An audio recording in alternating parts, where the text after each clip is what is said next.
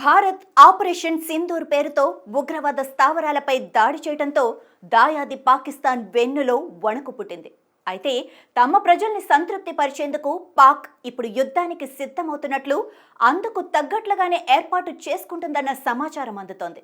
ఇప్పటికే ఈ ఆపరేషన్ ని యుద్ధ చర్యగా పాక్ పీఎం షహబాజ్ షరీఫ్ అభివర్ణించడంతో పాటు పాక్ ప్రతీకారం తీర్చుకుంటుందని నేషనల్ అసెంబ్లీలో ప్రకటించారు.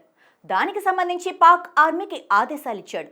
ఈ నేపథ్యంలోనే పాకిస్తాన్ తన వైమానిక గగనతలాన్ని 48 గంటల పాటు మూసివేసింది. ఇప్పటి వరకు పాక్ తన గగనతలాన్ని కేవలం భారత్ విమానాలకు మాత్రమే మూసేయగా, ఇప్పుడు పాక్ ఆర్మీ సొంత పౌర విమానాలతో సహా అన్ని విదేశీ విమానాలకు గగనతలాన్ని మూసేస్తున్నట్లు ప్రకటించింది. కొన్ని ముఖ్యమైన విమానాలకు మాత్రమే అనుమతి ఇచ్చినట్లు సమాచారం. రాబోయే 48 గంటల పాటు నో ఫ్లై జోన్గా ప్రకటించింది. మరోవైపు పంజాబ్ ప్రావిన్స్లో మే 10 వరకు అన్ని విద్యా సంస్థలకు సెలవు ప్రకటించింది. వీటన్నింటినీ చూస్తే రాబోయే రోజుల్లో భారత్పై ఏదైనా దాడి చేసే అవకాశం ఉన్నట్లుగా తెలుస్తోంది.